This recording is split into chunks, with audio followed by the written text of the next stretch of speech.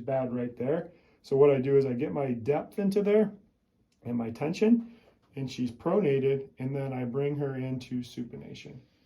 And that nerve is just sliding under there. Now, radial nerve is a little bit different.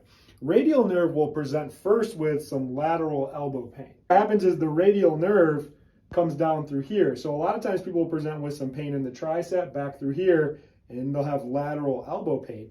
And where it can get caught is right in here in some of these extensor muscles. So it gets caught down through a lot of the extensor digitorum. It gets caught in extensor carpi radialis. You can even get a little bit on the deeper part, and where it really gets caught is down deep into that supinator. And you can see when we feel in that area, it's really tight.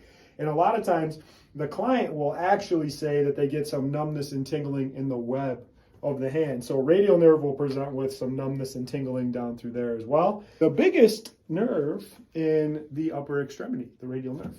So a lot of times radial nerve will come down through here, and it gets caught right here deep in these extensors. And where it really gets caught is on the supinator.